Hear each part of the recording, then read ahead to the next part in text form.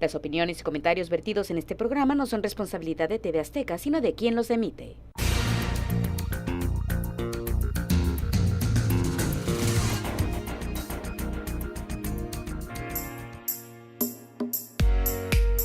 Estándares de belleza.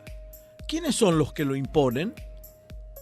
Más allá de falsas posturas y declaraciones al modo de una parte de nuestra sociedad, es bien sabido que la belleza física brinda un camino más fácil para el logro material. Son muchos los jóvenes, y no tan jóvenes, de ambos sexos, que luchan hasta lo insensato por verse bien y no odiar a sus cuerpos.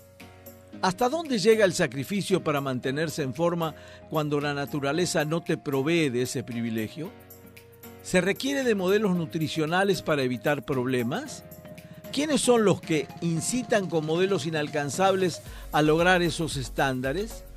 ¿Dónde debemos alertar y prevenir estos excesos? Nuestro programa de hoy analiza, con la ayuda de dos profesionales en la materia, este tema que preocupa a una buena parte de nuestra sociedad. Buenas noches y bienvenidos a un nuevo programa donde pondremos aquí sobre la mesa un tema de interés general. El de hoy obviamente no es la excepción y para eso ya ustedes lo pudieron oír en la introducción de los estándares de belleza y los problemas que ocasiona. Tengo dos invitados de lujo que les doy muchas gracias por haber venido a los dos y vamos a hacer una pequeña reseña de sus currículums, si les parece. Okay. Los vemos. Ángel Ismael Luna García es licenciado en Psicología, maestro en Psicoterapia Analítica y tiene 10 años de experiencia en el mismo campo. Miembro del Consejo Mexicano de Psicoanálisis y Psicoterapia AC. También es fundador del Centro de Frontera Psicoanalítica, Reflexión, Diálogo e Investigación en Psicoanálisis en Tijuana. Actualmente es doctor en estudios de migración por el Colegio de la Frontera Norte, con un proyecto enfocado al estudio de la salud mental en el plano migratorio. También contamos con la presencia de Andrea Itzel Padilla Mireles, licenciada en Filosofía y maestra en Estudios Culturales. Ha participado como ponente en mesas, seminarios y conferencias sobre arte y filosofía en México como en el extranjero. También ha impartido y participado en talleres de performance artístico. Actualmente es profesora de la Facultad de Humanidades y Ciencias Sociales de la Universidad Autónoma de Baja California. Iniciamos entonces, después de haber oído los currículums de estas dos personalidades que tengo enfrente mío, la maestra Andrea Padilla, que te vuelvo a reiterar mi agradecimiento, y el maestro Ángel Luna. Maestro, gracias por la invitación. Muy amables por haber venido. En la introducción yo hablaba, decía que la belleza facilita en cierta forma cosas en la vida. ¿Podrían rebatirme o confirmarme esta aseveración?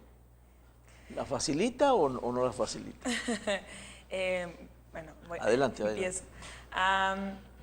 Bueno, lo que pasa es que yo creo que en esta pregunta lo primero que tendríamos que poner a consideración es fácil en relación a qué, o fácil en relación a quiénes o cómo entendemos lo fácil, la facilidad. Es una pregunta muy general. Digo, facilitan un empleo, facilitan, te abre puertas para lo que quieras avanzar en la vida, y me estoy refiriendo siempre exclusivamente a lo material, ¿no? Incluyendo los trabajos, que también... Sí. Estamos en lo mismo. A eso me refiero cuando hablo de la belleza o un estándar de belleza prefijado por alguien o por la misma sociedad, que ya entraremos en el tema. Facilita las cosas cuando la persona está más guapa, menos gordita, más gordita. Esa era la pregunta. Sí, pues en función de pensar específicamente como los reclamos o la demanda que se tiene, ¿no?, en una sociedad como la nuestra, evidentemente va a haber personas que puedan adquirir, digamos, ciertos beneficios a partir de esto. No obstante, yo sería muy crítica en esta relación, en el sentido de que si pensamos que facilita cosas, por ejemplo, a las mujeres que sean más bellas o que se arreglen más, creo que podríamos simplificar un poco esta observación. ¿Por qué? Porque entonces llega como este asunto en el cual esta demanda, ¿no? En el que se dice es mucho más fácil porque tienes una cara bonita. Claro. Entonces empieza una demanda que creo reduce un poco esta cuestión. No estamos hablando de algo que se tenga o que se ostente simplemente en función de una belleza ya per se o ya esencial. Se entendió que la pregunta no es pregunta, no afirmación, es decir, ¿se facilita o no? Y eso es lo que quiero oír. No lo facilita porque entonces estamos llenándonos de prejuicios antes de establecer un contacto con alguien que es, entre comillas, merecedor o no de más atención. A eso me refería. Sí, pues yo diría por esa decisión. Sí lo facilita en cuestión de cuáles son estas demandas específicas que se tienen en estos contextos y los estándares específicamente en los que dice se cumple con un cierto nivel de persona o de reconocimiento cuando entras a estas cuestiones. No obstante, también diría, no lo facilita en función de que esto fácil habría que profundizarlo más, claro, ¿no? Correcto. Por eso tendría mi reserva, pero evidentemente si lo decimos, hay una practicidad en el asunto de presentarte o de cumplir con estos estándares, sí los hay, ¿no? Pero creo eso lo hace fácil para la demanda del estándar, no necesariamente para las personas. Muy bien. Más o menos. Maestro. Yo creo que, bueno, dos cosas. Una, como abonar una parte histórica y otro lo que puede representar lo bello.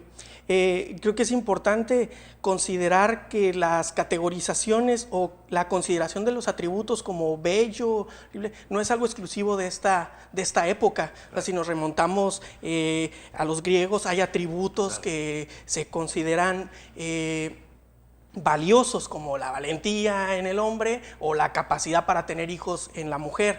Los mexicas, por ejemplo, también tenían sus categorías en cuanto a lo bello. Era el que tenía poder, tenía más colores, podía ostentar piedras preciosas, y parte de la sociedad que no, pues era muy simple, muy sencillo. Entonces, las categorizaciones o la consideración de atributos y que posicionan a una persona en la sociedad, eso no es algo nuevo. Entonces, creo que es importante considerar que estamos simplemente en una época muy específica. Creo que es importante poner también sobre la mesa lo que implica en términos de poder, a lo que lleva a una simple apariencia. Yo creo que esto también es importante verlo en el sentido de qué significa eso. O sea, una impresión a través de los sentidos nos lleva a ponerle bello, pero bello a lo mejor eso puede significar que está por encima de, que considerándolo en contra de otra posición, yo lo pongo, pero esos procesos no los tenemos tan conscientes de pronto. Creo que sí pueden ser y no. Y yo he escuchado, por ejemplo, en casos en la clínica específico que hice algunas pacientes o una paciente específico que se me viene a la mente, que dice, yo no quiero que se me considere como que tengo un puesto por mi cara bonita, y de pronto en mis congéneres eso es muy común, se dice o comentan que yo estoy en ese puesto, claro, pero no ven la parte de mis capacidades, claro, y lo que me llevó ahí. Entonces creo que hay que pensar como que lo bello en esta época, ¿qué significa? ¿Significa poder? ¿Significa privilegio? ¿Qué significa? Y creo que en muchos sectores, o por lo menos considerando algunos casos clínicos, es muy profundo el significado y lleva a la persona de pronto a creer, como esta paciente que está en ese puesto considerada por sus capacidades, cuando de pronto llegan estos mensajes que la ponen a cuestionarse su posición, su identidad. Entonces la gente no me valora por lo que sé, se me valora por mi imagen, y entra en conflicto.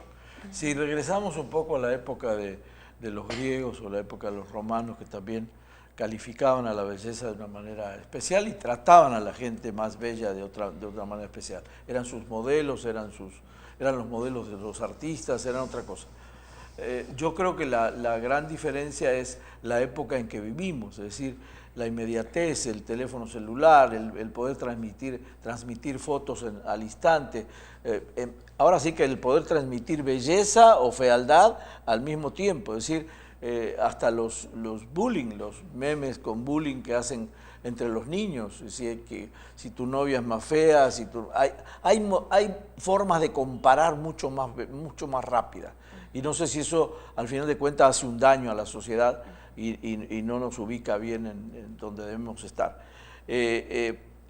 ¿Dónde empieza este problema que el joven tiene que lograr un estándar de belleza X para sentirse mejor él mismo? ¿Dónde empieza? ¿Empieza en la casa? Algo platicábamos fuera de cámara hace un rato, maestro. Sí, bueno, yo creo que es importante como cuestionarnos primero por qué sería problemático, si realmente es un problema. Por ejemplo, yo creo que la apreciación o el gusto por lo bello en sí no es problemático. O sea, alguien que aprecie una obra artística, un buen diseño de un espacio y demás, yo creo que esto en sí no es problemático. Creo que pudiéramos considerarlo problemático cuando se vuelve lo que marca el rumbo del día a día, lo que marca la cotidianidad, el cómo me veo, y para verme bien tengo que invertir en esto o tengo que hacer esto, o me hacen sentir las miradas de ciertas personas, el trato de ciertas personas o lo que yo interpreto del trato de ciertas personas de tal o cual forma. Y un poco muy rápidamente como para ilustrar, retomando tenemos mucho tiempo. Un ejemplo literario que me parece muy ad hoc como al tema.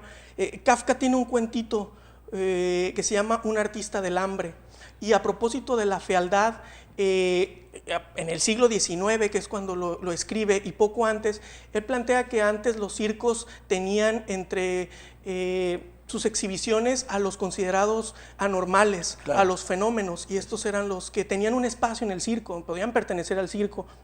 Y él toma como motivo un ayunador, una persona que no come, que quizás a lo mejor se nos viene a la mente anorexia y demás. Sí. Entonces, pero en ese contexto que plantea Kafka, el ayuno o el ayunador era una exhibición, y la persona iba a verlo y checaba el número de días que llevaba sin comer.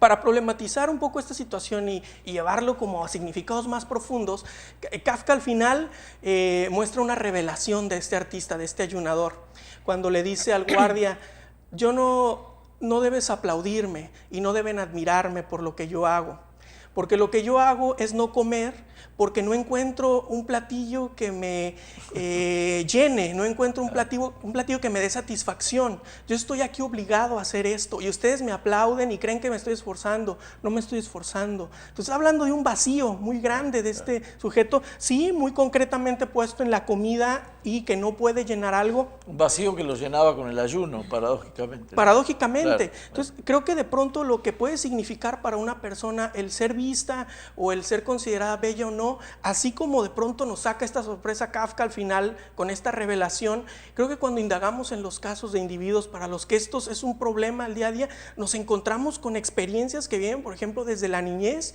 del que yo era niña y como me decían que era muy bonita, yo bailaba y me grababan, y yo recuerdo, me dice una paciente, que cuando iba a ser adulta yo iba a ser una modelo, yo ya me imaginaba cantando, pero llega la adolescencia y mi cuerpo no responde, no coincide con la expectativa que yo había alimentado, ¿no? Y es importante también considerar que hay como una imagen que tenemos de nosotros mismos a nivel de identidad, como nuestra mente, y otra la que es real o la que podría ser objetiva. Y me decía esta misma paciente: yo hace 10 años estaba totalmente inconforme con mi imagen, pero hace poquito vi esa imagen y yo me veía delgada. Pero yo recuerdo que hace 10 años yo me sentía con sobrepeso, me sentía fea. Entonces, se invierte de pronto, la inversión está en la imagen, en la apariencia, pero la imagen que hace ruido realmente, la que motiva, la que hace, es la imagen que tenemos adentro, y esa es mucho más compleja de entender. Maestra, ¿qué opinas sobre esa parte? Pues, no, bueno, totalmente de acuerdo con el sentido de cómo se va forjando una percepción, una autopercepción que a menudo involucra muchísimo todos estos factores de cómo va creciendo una persona y cómo se identifica con las estructuras de sociedad, de valores, de otras cosas, ¿no? Y yo, pues, como seguiría en este sentido esta lectura al momento de pensar, pues, que hay ejercicios de poder muy fuertes, ¿no? Estructuras de poder muy fuertes que posicionan o que de alguna forma dibujan cuáles son los espacios donde las personas se empiezan a reconocer. Entonces, aquí ya coincido perfectamente con el asunto de que la belleza, pues, es algo que se ha ido mutando, que ha ido transformándose culturalmente, se puede entender de múltiples maneras, pero en cada uno de esos escenarios culturales o históricos, contextuales que nosotros pensemos la belleza, habría que pensar cuáles son las relaciones de poder que están ahí, ¿no? Evidentemente, para los griegos, ¿no? Es muy paradigmático nombrar, porque era una cultura que valoraba mucho la belleza, pues esa belleza, aspecto físico de varón, por ejemplo, era lo que sobresalía. Claro. Entonces ahí también hay relaciones de poder fuertes que pasan y que de alguna manera nos ayudan a entender cómo suceden cómo se van planteando estos estándares de belleza. Ahora, los medios, generalmente la misma publicidad, difunde estándares de belleza plagados de frivolidad, ¿no? Es decir, si no eres curvilíneo, si no tienes esto, no puedes usar este tipo de ropa. Ya se fabrica ropa para gente más gordita o ya hay modelos de gente más gordita. Pero en una época era prácticamente imposible. El que no era delgado no entraba en el círculo privilegiado de la publicidad o del estándar de belleza que quieren fijar a veces los medios. Yo creo que los jóvenes, y no tan jóvenes como digo al comienzo, sí siguen esos o pretenden seguir esos estándares, hacen verdaderos sacrificios para lograr estar así. ¿Cuál es la experiencia de ustedes al respecto, con la gente que trataron? Bueno, aquí hay algo bien interesante porque cuando hablamos de publicidad, cuando hablamos de esta demanda, digamos, de medios, etcétera, yo creo que ya estamos entrando otra vez a esta cuestión del poder, pero ahora en cuestión económica. O sea, hay una demanda muy fuerte por esta imagen en función de pues un mercado global. No tendríamos que consumir tantas imágenes en televisión si no hubiera tantos productos que vender y que colocar en cuanto a ropa, maquillaje, tal cosa. Entonces, ahí ya se va articulando, ¿no?, de forma más compleja, pero que igual hace falta revisar para entender cómo es que llega tan profundamente a las personas y sobre todo cuando hablamos de jóvenes, personas que apenas están como tratando de colocarse, ¿no?, como la sociedad, un lenguaje auténtico para sí mismos y que se está alimentando de esta cultura tan evidentemente pues consumista y frívola en este sentido. ¿Se puede proteger? Yo pensaría un poco, esta línea creo que es totalmente cierta. Existe una lluvia de mensajes en los medios y que impactan o que de pronto tienen como el objeto o el objetivo al adolescente. Y creo que se puede pensar porque el adolescente está como en esta etapa de definirse, como entre no me quiero parecer a mis padres, pero qué referentes hay en la sociedad, ¿a quién me quiero parecer? Pero no. Entonces está receptivo de todos estos símbolos, todo esto que le ayuda a reafirmarse, si es el género masculino o dependiendo a su gusto o a su deseo. Pero creo que esto de pronto se puede vivir en silencio o lo puede vivir en aislamiento, y creo que ahí es donde se pueden tejer una serie de fantasías, una serie de significados que cuando no hay un medio, por ejemplo, no hay un medio familiar con quien compartirlo, o quien te diga que de pronto un artista que sale en un video, eso pues no es tan real, es como más alejado. Si lo vive el adolescente como más en soledad, y alimentando una fantasía sin que haya personas reales que le muestren cómo ese rol se puede, como su rol de persona en una sociedad específica lo puede llevar a la realidad, lleva como a crear expectativas. Entonces, yo creo que es muy importante el poderlo compartir, todas estas fantasías, pensamientos en relación a la identidad, y la pregunta sería si las familias de pronto dan esa contención, si los círculos, las preparatorias, las secundarias dan esta contención para discutir a través de la palabra qué significa el video que vi, tal prenda, porque creo que es algo que de pronto se vive muy en soledad, se vive mucho en que el adolescente crea, y cuando llega por ejemplo a la consulta confiesa cosas que a lo mejor dice nunca lo había hablado esto con nadie, y menos con los papás, porque ahora es la edad de choque y demás. Entonces creo que el poner en palabras, el hablar, en contrastar con algo real que haga cuestionar la fantasía, es una línea como para verlo desde otro ángulo y que se aterrice. La familia también está hecha o también está constituida en un contexto cultural, en un contexto histórico-cultural. Entonces, en ese sentido puedo pensar cómo se van haciendo como ciertos como normas que la familia entiende en función de qué es lo que puede ser bello, ¿no? Otras familias a lo mejor criticarán mucho a la niña o al niño por ser muy delgado, o por no tener como ciertas, ¿no?, características que son más propicias de la familia y que lo entienden en ese contexto cultural. En México yo creo que esa presión, por ejemplo, en términos del varón es fuerte, porque es por una parte el discurso que puede tener la madre sobre el niño, ¿no? Claro. El niño al cual, y creo podríamos hablar muchos desde nuestra experiencia, tiene todas las atenciones de parte de la casa, ¿no? De las mujeres particularmente, y en este sentido, pues el varón, o sea, que la exigencia que pueda tener el padre también sobre lo que puede ser el hombre de la casa, ¿no? Claro, claro. Y entonces creo que estas cosas van jugando, van permeando mucho sobre esa cuestión. Yo no sé hasta qué punto podría decir esto es beneficioso o esto ya empieza a ser problemático, pero sí me da la impresión de que ubicar a la familia en un contexto y saber cómo en qué sentido se valoriza más una cosa sobre otra, nos puede ayudar a entender que, sí, ¿no? Como que está en Maestro, juego ¿existe ahí. esa línea finita entre si le queremos levantar la estima y lo terminamos perjudicando?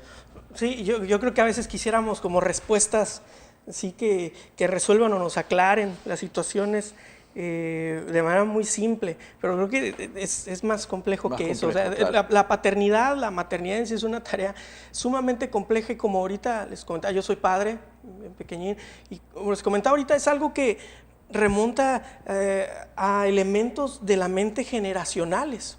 Es decir, la idea, desde el nombre que se le pone al hijo o la hija, tiene un significado para los padres y va cargado de expectativas. Entonces, como seres humanos, traemos como que una carga de cosas que hemos superado y también de varios conflictos. Y creo que en la medida en que estos no los tenemos claros, se repiten. O lo trasladamos. Exacto. Claro. Y si uno de esos conflictos tiene que ver con la imagen, tiene que ver con lo bello, pues yo creo que puede que haya varias posibilidades, pero a lo mejor una muy extrema puede ser que mi hijo es el hermoso, no va a pasar lo que yo viví, entonces yo lo voy a tratar de cierta manera y que él sea grandioso y demás, y creo que ahí se cae en un extremo que va a ser perjudicial como en la realidad, porque es un ser humano como otro, tiene ciertos distintivos, también como otros seres humanos tienen distintivos, pero hablaría más de los conflictos del padre o la madre que del mismo hijo, que iría por un rumbo pero marcado por esta situación familiar. Muy bien, bueno, está interesantísimas las reflexiones, así que estamos tocando el tema mucho más a fondo de lo que creíamos en un principio, ¿eh? Así que estamos entrando una de las preguntas que tenía era si la cuestión alimenticia o la nutrición jugaba un papel en estos casos. El hecho de que el niño esté bien alimentado y que no padezca obesidad en el futuro, aparte por una cuestión de salud, ahora se ve más el enfoque salud, y digamos, la salud protegiendo lo estético o al revés, ¿no? Pero de alguna forma es lo que es la pregunta. Es decir, la nutrición juega un papel importante en el cuerpo de los muchachos, en el futuro de los muchachos en cuanto a su estética. Bueno, yo evidentemente diría que sí, en función de que pues la cuestión del ser humano, de mantenerse como, digamos, como en una relación productiva consigo mismo, con su propio reconocimiento, tal, pues yo creo que la nutrición aquí es muy importante. Pero también pensaría que muchas de estas formas en las que entendemos la nutrición, más allá de como por ejemplo, lo alarmante que puede ser que México tenga un problema de obesidad infantil tan tremendo, ¿no? Que creo que sí es algo que se debe revisar, pero también pensar en qué sentido estos discursos de nutrición también esconden otro tipo de mecanismos sobre cómo entendemos el cuerpo, sobre qué tipo de cuerpo es el hegemónico, el ideal, claro, ¿no? Y entonces ahí ya empiezan otras cosas. Mucho se habla, por ejemplo, ahora en las ciencias sociales cuando se dice la gordofobia, por ejemplo, cuando se piensa en ciertos estándares que han excluido por completo a otros cuerpos que no cumplen con estas condiciones. Y no solamente en cuestión de peso, sino en cuestión de altura, en cuestión de razas, claro, ¿no? Claro. De rasgos étnicos, etcétera. Entonces, yo creo que ahí en la nutrición hay que también estar pendiente en este sentido. Llegan como este tipo de corrientes, digamos, que hablan sobre una alimentación orgánica, sobre hacer ejercicios, sí.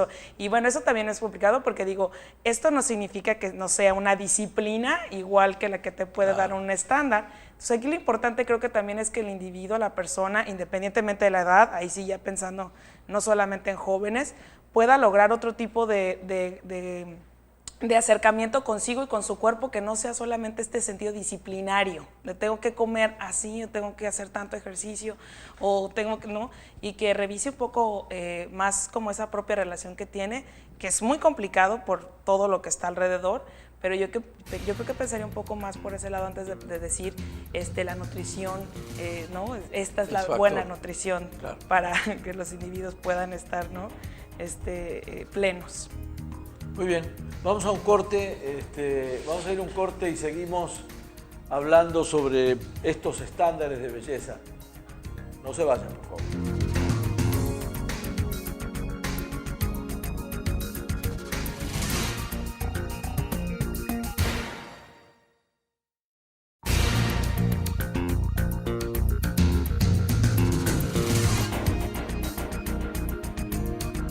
Estábamos hablando de la nutrición y tú nos diste una explicación bastante amplia y me decías, maestro, que tenías algo que agregar con respecto a la pregunta de nutrición que teníamos. Me parece bien importante que pongamos temas como estos a discutir, porque tengo la impresión de que los problemas de salud en México solo se vuelven importantes cuando algo está fallando. Es decir, la cultura de la prevención no es una que tengamos muy arraigada en México, salvo algunos casos que a lo mejor sí se hacen sus chequeos anuales y demás, y es algo también que se espera más de lo femenino, como que, y el hombre como que nos relajamos demasiado en ese sentido. Entonces, como cuestionar el ámbito abierto de la salud en México, creo que es necesario, y los alcances que tenemos también a los sistemas de salud. Por otro lado, también creo que sería como importante cuestionar qué tanto el auge, también tengo la impresión de que ha habido un auge como del servicio de nutrición en recientes años. Y de pronto, ¿qué obedece a esto? Si obedece más a la cultura de la belleza o obedece más a una conciencia en cuanto a salud y demás.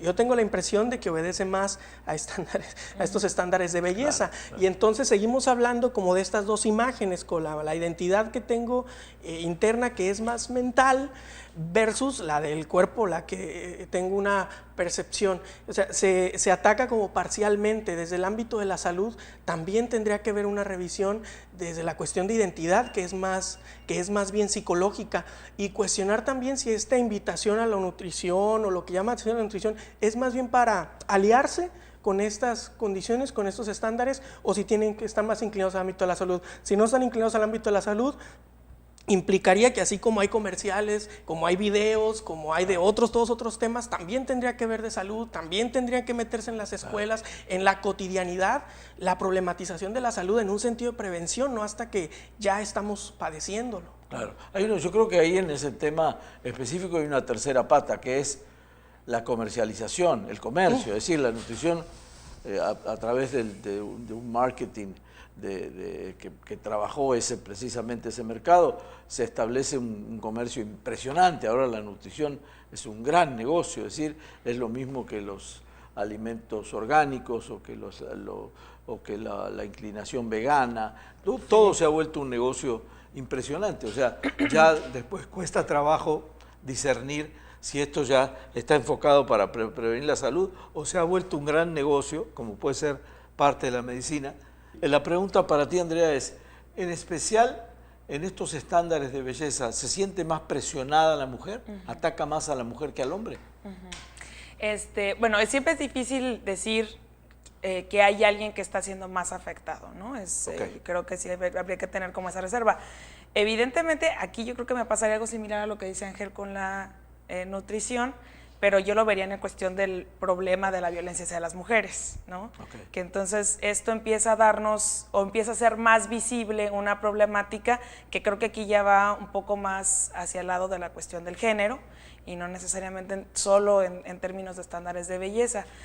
Yo lo pondría así porque principalmente decir es la más afectada en esto, no solo en esto, también en la cuestión de violencia callejera, también en la cuestión de trabajo no remunerado, también en la cuestión de salarios no justos, claro, ¿no? Entonces, ahí ver ese como denominador. Entiendo la extensión, pero la pregunta, concreta era en las cuestiones de belleza. Sí, sí. La mujer está más presionada porque tiene que estar, no sé, más presentable, o porque el hombre, un poco usando el símil de Ángel cuando decía el hombre a lo mejor no acude tanto al médico, o no se preocupa, o no sé, o se lo toma más a la ligera, salvo que sea hipocondríaco como yo, que va al médico pues si le duele una uña. Pero en el caso creo que la pregunta es, ¿a la mujer la presiona más los estándares de belleza que al hombre, o es por igual? No, ¿Consideran ustedes que...? yo creo que sí, o sea, sí, yo creo que sí, si es eso, solo como quería señalar en qué sentido pensar y decir que es la más afectada no viene solamente a condición de esta presión o de publicidad o tal, sino de una estructura mucho más amplia que pues probablemente nos cueste más trabajo identificar, ¿no? Fácilmente, pero yo creo que sí, evidentemente pues hay una carga mucho más fuerte en el sentido de que no hay una opción real para la mujer el no hacerlo. Eso es lo que yo pienso. No hay una opción real para la mujer en no lucir de tal manera para llegar al ámbito de trabajo, para presentarse de tal manera en cierta área. Nosotros vemos, y es comúnmente, digamos, una regulación ya casi sistematizada, ver a la mujer pintándose, a la hora de llegar al trabajo. En los carros. Y esto, bueno, se une a muchas otras cosas más. Los comerciales que nosotros vemos de cabello, de tal, siempre responden como a estas formas en las que dicen, la mujer ya lo va a hacer. Ya se tiene, ya su naturaleza inclusive se podría pensar en función de cómo vive con esta estética. A mí me parece que esto tiene que ver también con un prejuicio muy grande en el cual siempre pensamos a la mujer más superficial, siempre pensamos a la mujer como más frívola en este tipo de cosas, ¿no? Schopenhauer decía, las mujeres son seres de cabellos largos y de ideas cortas, mucho más preocupadas por cómo se ven que por lo que están reflexionando, hoy lo mandarían, ¿no?, a la silla eléctrica. ¿Quién sabe? Yo creo que todavía tenemos muchos argumentos que van por ahí y no alcanzamos a ver tanto. Y creo que en ese caso, sí hay esta cultura que respalda y que trata de dar mucho más valor a este tipo de cosas superficiales. Evidentemente, yo creo, estándares de belleza van a afectar a todos los individuos. Claro. Pero particularmente a las mujeres, porque las mujeres, bueno, la andamos pagando mal desde hace tiempo en muchos otros aspectos. Hace poco leía una anécdota ahí en un periódico en Nueva York que hablaba de estadísticas, que decía que los accidentes provocados por las señoras que se van pintando, que frenan de golpe, dice, es solamente comparable con la de los hombres con sus teléfonos. O sea que hay tantos accidentes ahora de que los hombres hablando por teléfono como la mujer pintada. Hacían esa comparación hasta cierto punto chistosa. ¿Tú crees, Ángel, que al hombre lo afecta menos? Más o menos la misma pregunta. Yo creo que de manera manifiesta sí está lo femenino, puesto en lo femenino, pero no significa que no pase también con el hombre. Creo que culturalmente la cuestión de la belleza, del cuidado con el aspecto, no, o sea, la cultura machista que hay traído en México el siglo pasado y siglos atrás, como que no ha permitido mucho al hombre entrar a ese terreno, que no significa que no sea algo que está en la mente o algo que también se tiene un esfuerzo dirigido a, pero es más permitido decirlo y volver este atributo femenino como un objeto, que creo que ahí es donde está un poco lo triste de esto. Sí, ¿no? Y que se dé un entendido también en ciertos grupos que con la sola belleza o con la sola impresión se puede llegar. Yo creo que en el hombre tiene como algo, se disfraza un poco más como en el ir al gimnasio, como en el estar fuerte, tener y de pronto hace unas décadas salió este término de metrosexual, que era como que, es este tipo de hombre, pero no, el mexicano es más rudo, es más, entonces no tiene que, incluso en el hombre creo que por una cuestión cultural no es tan manifiesto, no se habla tan, pero no significa que no sea un problema, que cierto sector congéneres estén preocupados por su apariencia, y nos toca a todos porque todos tenemos una mente y todos crecemos en un ambiente familiar y social que le da un significado a eso, que creo que es algo como que bien importante en esta mesa, como en esta época en México, en Tijuana, ¿qué significa lo bello? ¿Es estatus? ¿Es valor? ¿Es frívolo? Yo creo que está cargado de muchos significados, es ser aceptado, es ser valor. Entonces, ahí, en función de lo que para nosotros significa, es como nos comportamos. Si significa mucho, voy a luchar por ello. Si no significa mucho, para mí en mi familia familia o el sector, no me preocupa, no es algo en lo que le voy a Pero se invertir. reduce a algo individual, ¿no? Sí, para gente será muy importante que no lo deja vivir, tener pancita, y para otros será parte de su vida. Me parece que es un poco, no sé qué tanto la influencia externa haga que un movimiento de hombres jóvenes esté más inclinado a cuidarse. La línea de cosméticos para hombres, que ya lleva 2 décadas, más de 20 años, cuando salió esa línea de cosméticos y yo como publicista lo viví, decías, ¿de qué se trata esto, no? De las cremas y las arrugas, era una cosa que no se concebía bien. Después te explicaron que era para prevenir las manchas y que luego te ibas a evitar el cáncer de piel, una serie de cosas que iban ligado a una cuestión más bien cosmética, igual que los perfumes de hombre. No hace muchos años, yo creo que hace 3 décadas, el hombre no competía en la venta de perfumes con la mujer, estaba 10-1, una cosa así. Y ahora creo que 6-4. Sí. Es una cosa impresionante lo que ha crecido esa industria, el hombre nuevo, el hombre de 30 años para acá. El hombre que antes, si se echaba 2 gotas de perfume o se ponía la aftershave y ya con eso estaba perfumado, a consumir perfume como loción, como una mujer, o casi más o menos equiparado a una mujer. Por eso era la pregunta, sí, y lo que aclaraste muy bien, por cierto, es, creo que cada uno reacciona a su manera, unos que se sentirán más presionados y querrán avanzar en ese sentido, y otros que les dará lo mismo o no le importa demasiado los estándares de belleza.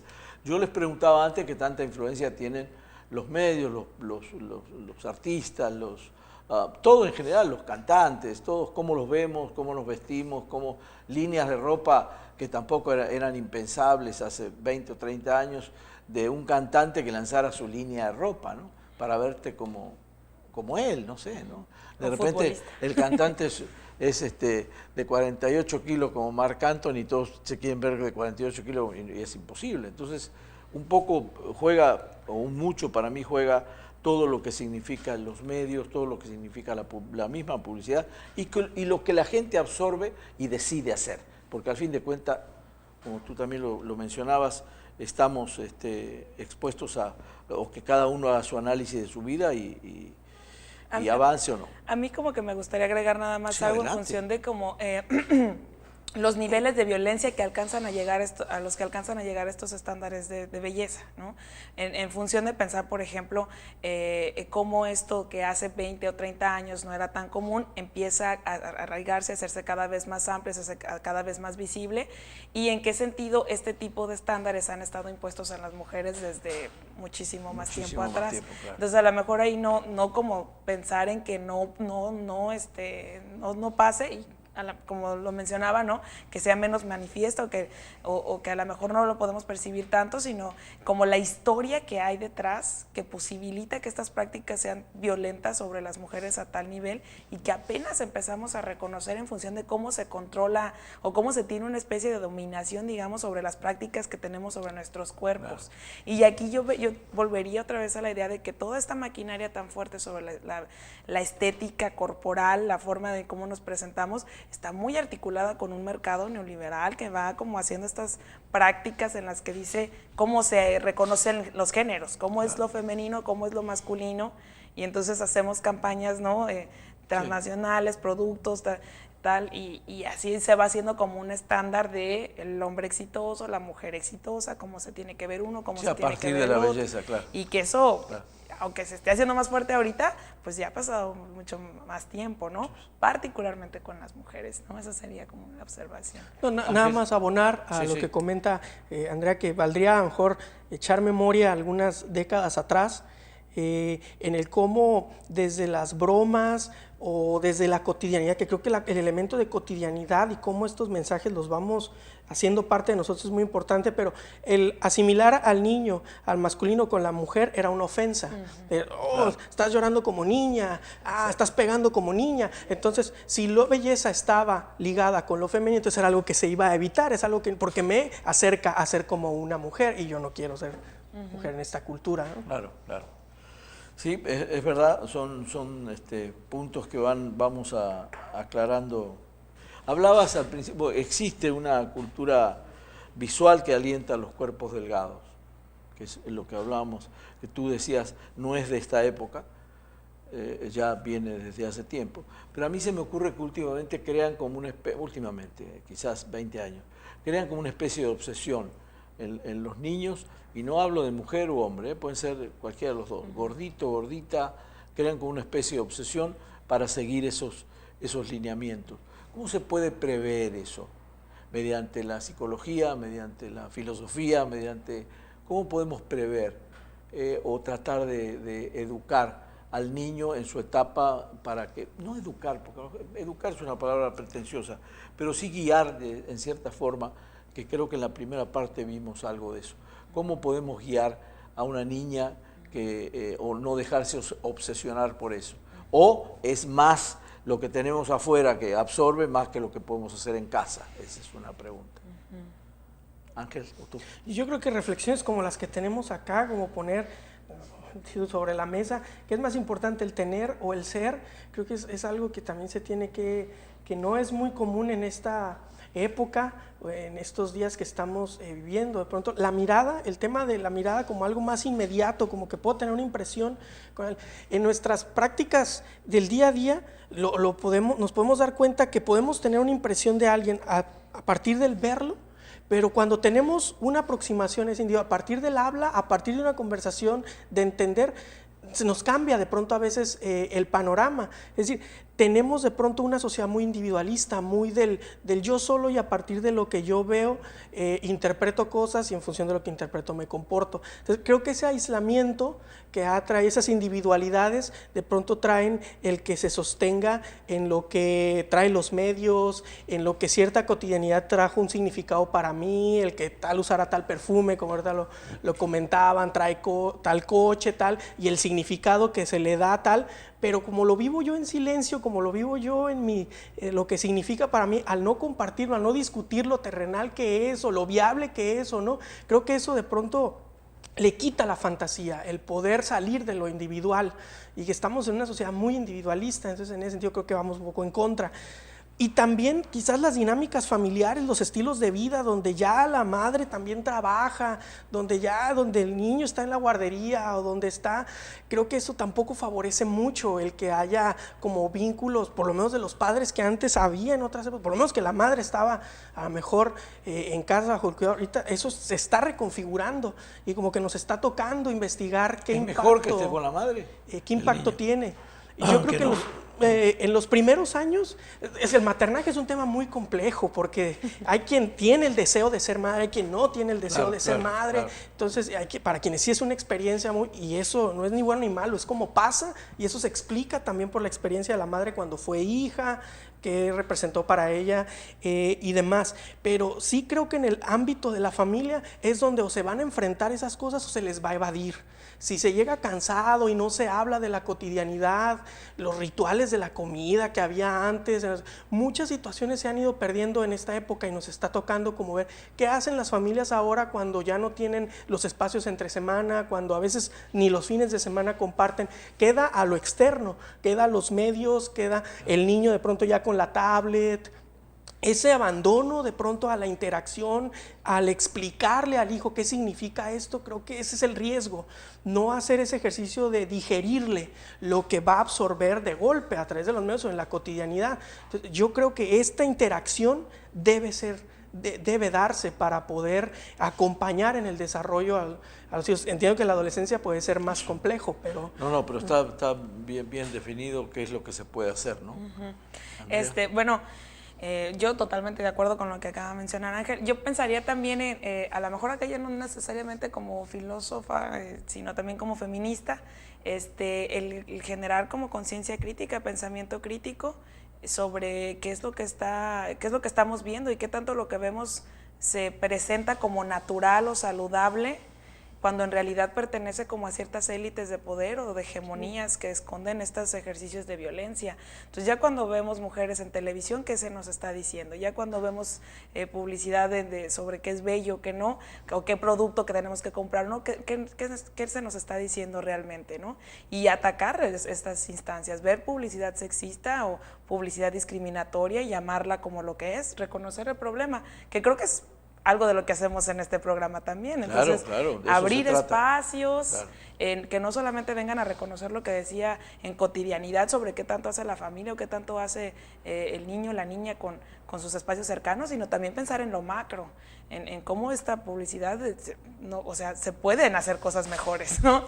Sí. Y demandarlas también, reconocerlas y ser críticas y críticos al respecto. Yo comentaba fuera del aire que esta estandarización de la belleza o estos ejemplos de la belleza habían empezado, o generalmente se hablaba de Occidente, no se hablaba tanto de Oriente, por ejemplo, y ahora parece que, según las últimas estadísticas, en Oriente también están luchando desde hace ya 4 o 5 lustros, o 20, 25 años, que están luchando contra que la juventud quiere también tener un cuerpo ideal. Tienen otra conformación física, pero también en la cuestión de pinturas, en la cuestión hasta en los tatuajes, ¿no? Ya hay otra inclinación que sí les preocupa, por lo menos a los orientales, como nos preocupa a nosotros. Yo creo que hemos platicado en forma general de esto. Este es un tema que da para muchísimo más, pero me gustaría una conclusión de ustedes de lo que platicamos hoy en 1 minuto cada uno, que es lo que tenemos, o lo que me indican que tenemos. Empezamos por las damas. Bueno, gracias. Híjole, qué complicado. Bueno, primero decir eso, que evidentemente no podemos tener ya una respuesta cuando a lo mejor todavía no nos hemos planteado las preguntas adecuadas para pensar el problema. Entonces, a ir hacia estas preguntas, en función de pensar, por ejemplo, esta relación Oriente y Occidente, creo yo que mucho de esto depende de cómo se ha ido modificando la economía global, que depende de muchas formas en cómo consumimos y cómo entendemos la belleza, pero también tendría mis reservas, porque eso no quiere decir que las culturas que no han sido tocadas, digamos, por este sistema de globalización, no tengan ya esas prácticas. Neoliberal, ahí. Dijiste hace un rato. Sí, claro. Ya no tengan ya prácticas así. Entonces es para pensar con macro, sí, pero también qué tanto nosotros reproducimos este tipo de ejercicios violentos desde nosotros mismos y desde nuestros espacios cotidianos. De nuestra trinchera. Sí. Entonces, como yo pensaría eso, generar pensamiento crítico, abrir este tipo de espacios, también a llamar las cosas como por su nombre y como son. Hay ejercicios violentos aquí, entonces vamos a reconocerlos. Claro. Yo creo que eso podría empezar a plantearnos las preguntas para pensar desde dónde llegan todas estas múltiples raíces del problema, ¿no? Muy bien. Yo creo que un ejercicio como de confrontación, como de ver, salirnos un poco del problema y verlo desde afuera, pero o sea, nosotros vernos mezclados en este tema, la belleza, y cuestionar cómo estamos posicionados, me parece que es como muy importante, ir a la parte crítica del cuestionarnos lo que hacemos en la cotidianidad. ¿Por qué siempre pongo ese programa? ¿Qué palabras utilizo? Como ejercicio de reflexión, entiendo que a lo mejor no puede ser muy común, o sí puede ser muy común, pero el fomentarlo, el no criticarlo cuando se da otra forma de pensar y demás, creo que es una línea muy importante. Y la otra, creo que también sí tienen efecto los medios y demás, pero quizás mi lente más como psicoanalista es que esto es algo que puede detonar a lo mejor en una persona y se puede ver de cierta manera en su conducta, en lo que hace, pero que eso tiene antecedentes que están ligados a lo que significa para la familia, a lo que significa para los que me rodeo el ser bello o no ser bello, y eso inclusive puede tener conexiones generacionales. Entonces también pensarlo en términos de mi pasado, de mi historia, de mi identidad, creo que también es un ejercicio necesario. Es yo que estoy poniendo en la necesidad de ser visto a través de lo bello, qué significa para mí, y ese análisis quizás propio más en el plano histórico. Muy bien, yo les agradezco a los dos, de veras, porque hemos profundizado en el tema, como decía, pues da para mucho más, pero el tiempo no da para tanto, entonces para una próxima visita que me hagan, ahí seguiremos platicando. Gracias, muchas Andrea, gracias. Gracias. Y gracias a usted por seguirnos cada semana con un tema de interés. El próximo domingo no será la excepción. Buenas noches y muchas gracias.